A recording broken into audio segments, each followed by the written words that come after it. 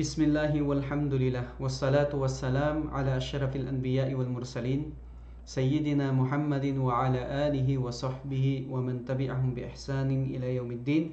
Wa ba'd, assalamualaikum warahmatullahi wabarakatuh.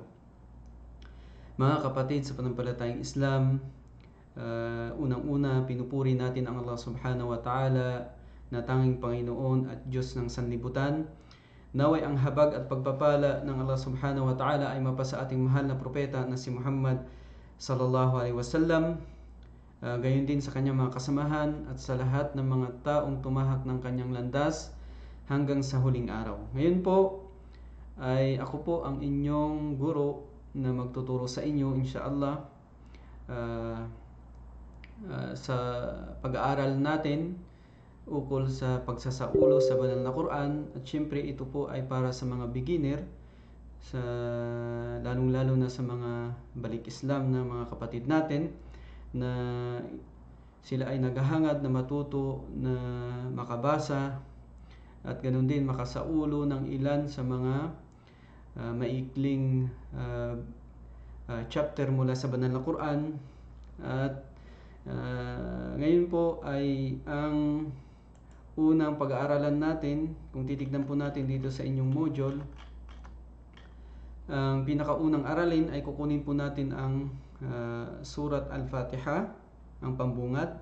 Pangalawa, Surat An-Nas, ang sangkatauhan. Pangatlo, Surat Al-Falaq, ang bukang liwayway. Pang-apat, Surat Al-Ikhlas, ang kadalisayan. Panglima, Surat Al-Masad, ang lubid ng palmera. Pang-anim, Surat An-Nasr, ang tulong.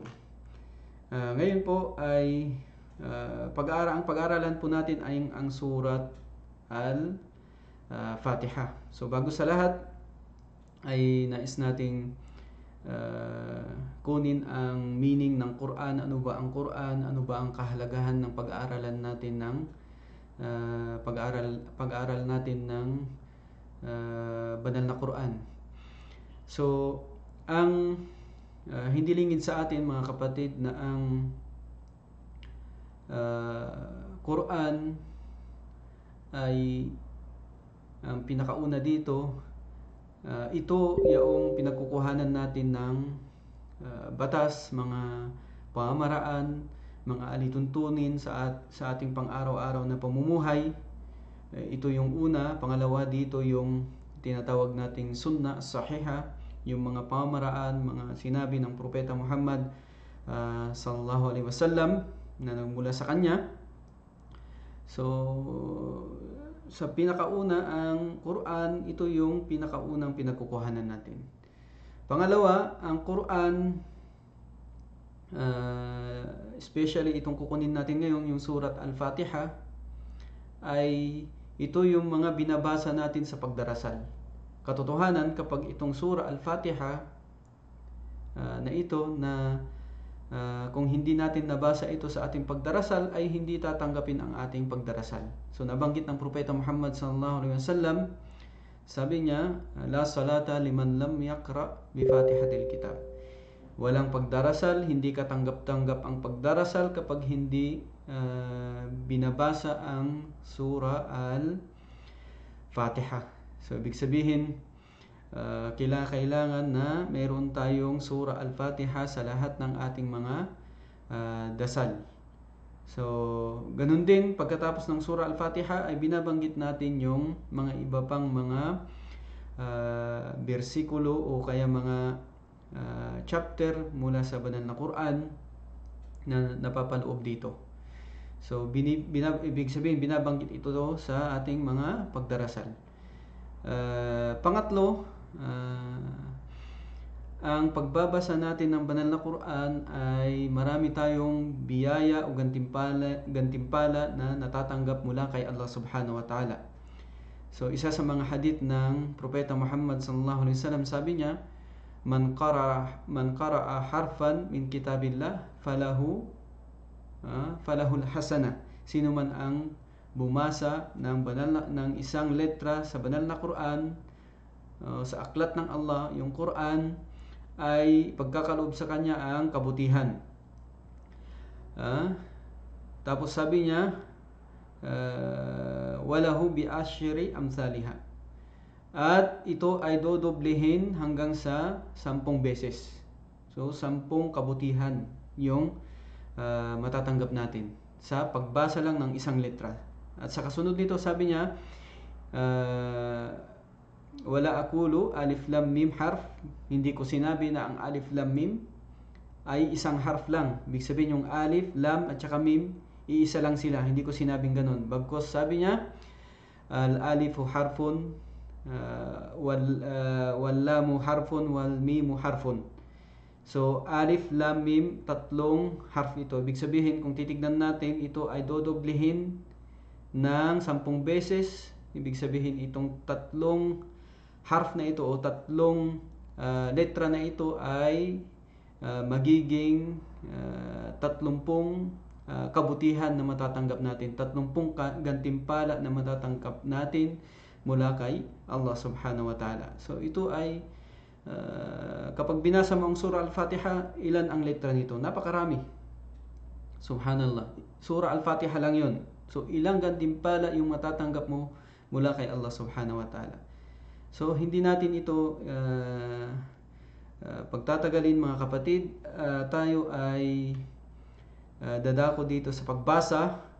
Ang gagawin natin mga kapatid ay babasahin ko ito ng 3 beses. Okay? At ang gagawin ninyo ay mainam sa inyo na susundan ninyo ito, yung pagbasa ng mga bersikulo na ito mula sa banal na Quran pagkatapos kong basahin. So babasahin ko ito ng 3 beses at pagkatapos titignan natin yung transliteration niya at ganun din yung meaning niya. Okay? So ito po yung surah Al-Fatiha. So nag-umpisa ito sa Bismillah. Siya nga pala mga kapatid, sa pagbasa natin sa banal na Quran, mainam o mustahabba sa karamihan ng scholar natin na banggitin natin yung a'udhu billahi minash shaitanir rajim. Ang ibig sabihin dito, nagpapakupkup tayo kay Allah subhanahu wa ta'ala sa kasamaan ng mga demonyo. So nagpapakupkup tayo sa kasamaan ng demonyo. So basahin natin unang-una yung isti'adha. A'udhu billahi minash shaitanir rajim. Bismillahirrahmanirrahim. So ito po yung pinakaunang verse dito sa surah Al-Fatiha, yung Bismillahirrahmanirrahim. Bismillahirrahmanirrahim. Bismillahirrahmanirrahim. At karagdagang kaalaman mga kapatid, ang Bismillah ay kung titignan po natin, ito ay nababanggit sa lahat ng mga chapter sa pinakaunang pagbasa nito. Nababanggit sa lahat ng mga chapter mula sa banal na Quran, maliban sa surah At-Taubah, yung surah Al-Bara'a na tinatawag din. Surah At-Taubah wala siyang Bismillah, wala siyang basmala. Bakit wala siyang basmala? So may mga sinabi yung iba nating mga scholars ukol sa bagay na ito, pero ang pinaka tama dito ay dahil ang surah At-Taubah ay ganito binasa ng Propeta Muhammad sallallahu alaihi wasallam at ganun din ng kanyang mga sahaba na walang basmala.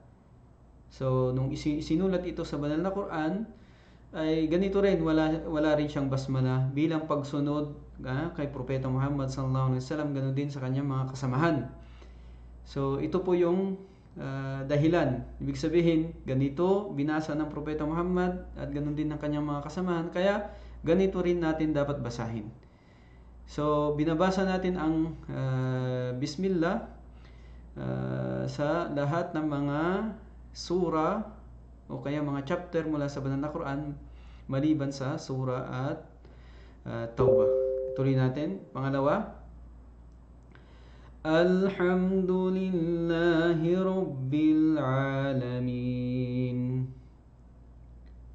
الحمد لله رب العالمين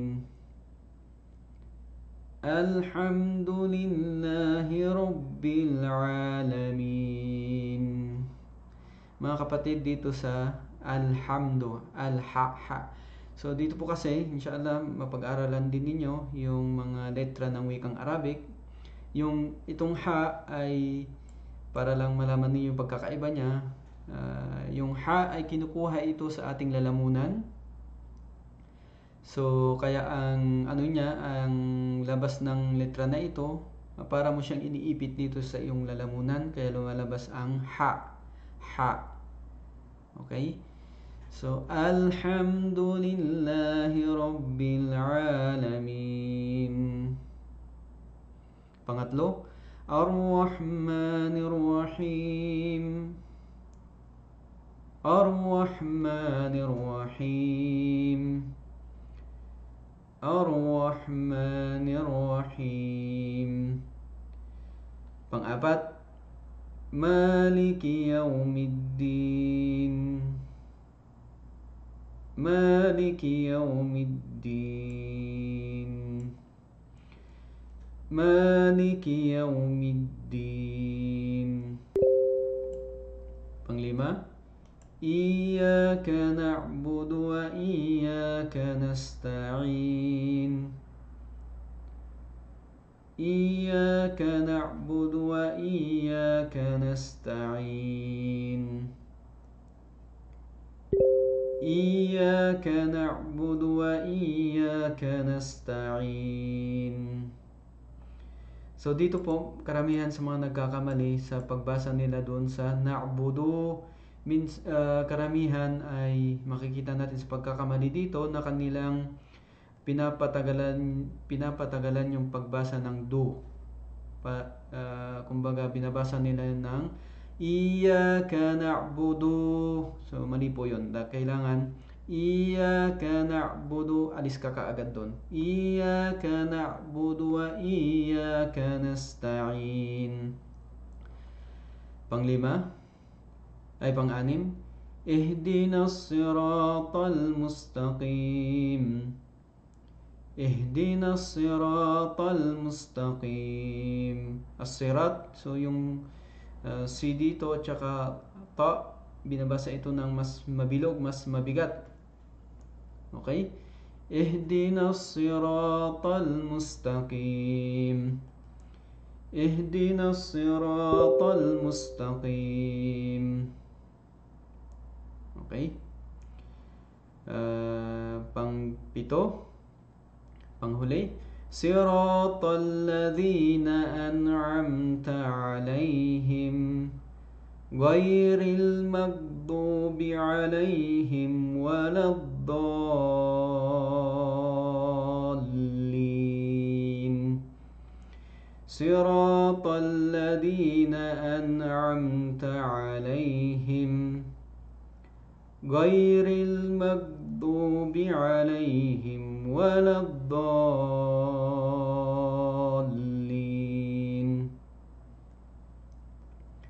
Siratal ladzina an'amta 'alaihim ghairil maghdubi 'alaihim waladdallin. So yung ad-dallin, so matagal po nating binibigkas ito kasi po ganito yung tamang pagbasa nito. So wajib po, obligado yung pagbasa nito ng matagal. Okay? So inshallah, nabasa po natin ito ng tigta 3 beses. Ay ngayon po babasahin natin ito ng isahan. Okay? Isahan hanggang matapos natin. A'udhu billahi minash shaitanir rajim. Bismillahirrahmanirrahim. Alhamdulillahi rabbil alamin. Ar-Rahmanir الرحيم مالك يوم الدين إياك نعبد وإياك نستعين اهدنا الصراط المستقيم صراط الذين أنعمت عليهم غير المغضوب عليهم ولا الضالين.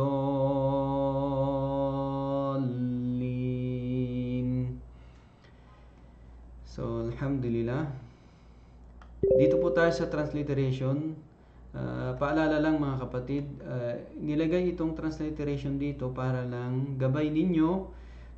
Kasi nga, kung hindi tayo marunong magbasa pa ng mga letra sa wikang Arabic, ay dito po mababasa ninyo sa ating wika, sa ating lingwahe. So ito ay gabay lamang mga kapatid, pero mas mainam po sa inyo na pakinggan yung nabasa natin kanina at doon ninyo ibabasa yung pagbasa ninyo dito. So ito ay gabay lang ninyo mga kapatid. So hindi ninyo dapat na isaulo ang Surah Al-Fatiha na ito sa pagbasa lang dito kasi magkakamali kayo. Katiyakan. So magkakamali kayo. So dapat ay basahin nyo ito, tapos pakinggan ninyo yung paraan ng pagbasa natin. Okay? So doon ninyo dapat isaulo sa pakikinig sa pagbasa na nabanggit natin kanina. So ito ay gabay lamang ninyo para mabasa ninyo sa lingwahe natin. Ngayon dito po tayo sa kahulugan. Ang Surah Al-Fatiha, ang meaning niya ay ang pambungad, sabi natin. Kasi nga ito ay nasa unang mababasa natin mula sa Mushaf, sa banal na Quran.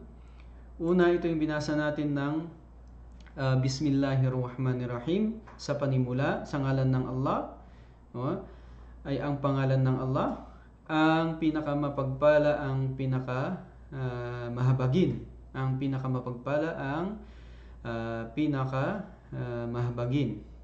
Pangalawa, ang lahat ng papuri at pasasalamat ay para sa Allah lamang, ang Panginoon ng alamin, sangkatauhan, jin at lahat ng nananatili. Ibig sabihin, inaalay natin yung papuri natin, pasasalamat natin para lamang kay Allah. Hindi natin siya ipinagtatambal sa papuri na ito at pasasalamat na ito. Siya yung Panginoon ng sangkatauhan, alamin, yung kanyang nilikha ng mga tao, ganun din yung mga jin at iba pang mga bagay ay papasok dito sa alamin. Pangatlo, ang pinakamapagpala, ang pinakamahabagin. Ito yung Ar-Rahmanir-Rahim. So sa katunayan mga kapatid, ang habag ng Allah Subhanahu wa Ta'ala ay may dalawang uri. At mayroon siyang habag na tinatawag na amma, at saka mayroon siyang habag na khasa. Yung amma na habag niya, ibig sabihin pangkalahatan na habag niya, ay papasok dito lahat ng kanyang mga nilikha, mananampalataya man o hindi mananampalataya, ay mayroon pa ring habag ang Allah Subhanahu wa Ta'ala sa kanila. Kasi nga nabubuhay sila dito sa mundong ito, kumakain sila, nanganganak sila, nagkakaroon sila ng yaman. Ibig sabihin, ito ay habag ng Allah Subhanahu wa Ta'ala kahit na hindi sila mananampalataya. Ngunit mayroong tinatawag na khasa. Ito yung Ar-Rahim. Ito yung pagiging mahabagin ng Allah Subhanahu wa Ta'ala sa mga mananampalataya lang sa araw ng paghukom. So ito ay partikular lamang sa mga mananampalataya. So yun po. Pang-apat mga kapatid, Malik Yawmiddin, ang tanging nagmamay-ari at ang tanging hukom na mamumuno sa araw ng pagtutuos. Halimbawa, araw ng muling pagkabuhay. So, dito po sa mundong ito, ay marahil may mga namumuno sa atin, mga tinatawag nating presidente o kaya mga hari. So, sa araw ng paghukom mga kapatid, ang tanging hari lang, ang tanging mamumuno lang sa atin, ang tanging mangungontrol lang sa atin ay ang Allah Subhanahu wa Ta'ala, wala nang iba. So ito po yung ibig sabihin ng Malik Yawmiddin. So wala siyang katambal sa araw na yaon. Number 5, Ikaw lamang ang aming sinasamba at ikaw lamang ang hinihingan namin ng tulong sa bawat anuman at halaga ng bagay. So, mga kapatid, dito sa verse na ito ay imagine ninyo, araw-araw mo itong hinihiling kay Allah subhanahu wa ta'ala. Humihiling ka ng gabay sa Kanya, humihiling ka ng tulong sa Kanya. Araw-araw ito na binabanggit mo sa iyong pagdarasal. So, kung titignan mo, ito ay karangalan sa atin na binabanggit ang sura na ito bilang pagdakila, bilang papuri sa Allah lamang. Siya lamang yung hinihingan natin ng tulong. Kapag meron tayong kailangan ay agad-agad kapag nagdarasal tayo ay nahihiling natin ito mula kay Allah subhanahu wa ta'ala. Number 6, igabay kami sa tuwid na landas. So ito rin ay araw-araw mong binabanggit, igabay kami sa tuwid na landas. Ilang beses sa mga pagdarasal na iyong ginagawa sa loob ng isang araw. Number 7, sa landas ng mga pinagkalooban mo ng pagpapala, hindi ang landas ng mga nakamit ang iyong galit. So sa landas na pinagkalooban mo ng pagpapala, ibig sabihin landas ng mga propeta, landas ng mga taong sumunod sa mga propeta. So ito ay matuwid na landas. Hindi ang landas ng mga nakamit ang iyong galit, silang mga Hudyo. Binanggit dito ng ating mga scholar ang ibig sabihin ng gairil magdub, okay? Gairil magdubi alayhim, maliban sa mga hindi ang landas na nakamit ang iyong galit, ang iyong puot, silang mga Hudyo. Kasi nga nalaman nila ang katotohanan pero sumuway pa rin sila kay Allah subhanahu wa ta'ala. So patuloy pa rin sila sa pagsuway kay Allah subhanahu wa ta'ala. Kaya pinagkaloob sa kanila ang galit ng Allah subhanahu wa ta'ala. O di kaya ang landas ng mga nangaligaw. O di kaya ang landas ng mga naligaw. Sinabi ng mga scholar, silang mga Kristiyano, dahil nga nagkaroon sila ng kaalaman sa mga batas, sa mga alituntunin ng Allah subhanahu wa ta'ala, pero yung kaalaman na ito hindi nila isinabuhay. Kaya sila ay nangaligaw ng landas sa hindi nila pagsasabuhay ng mga kaalaman na nalaman nila. So, inshallah mga kapatid, siguro gagawin natin ay inshallah bawat isa sa inyo ay mag-send ng kanyang pagbasa dito sa Surah Al-Fatiha. So, binibigay namin sa inyo ang oras ninyo inshallah ng pagsisend ng mga bersikulo na ito mula sa Surah Al-Fatiha. I-send niyo i-PM nyo muna sa akin. Titignan po natin kung ano yung mainam na paraan ng pag-aaral inshallah. Unang-una makikinig kayo, tapos isisend niyo yung mga sa ulo ninyo dito sa Surah Al-Fatiha. Kung hindi naman ninyo sa ulo, babasahin ninyo. Pero syempre nandyan pa rin yung pagbabasa natin at pagsasaulo natin, especially yung pagsasaulo. Kaya nga tinalagay itong pag-aaral dito para maisaulo ninyo ang maliliit na sura na ito mula sa banal na Quran. So hanggang sa muli mga kapatid, inshallah gabayan nawa tayo ng Allah subhanahu wa ta'ala, at maraming salamat po sa inyong lahat. Wa akhiru da'wana anil hamdulillahi rabbil alamin. Assalamu alaikum warahmatullahi wabarakatuh.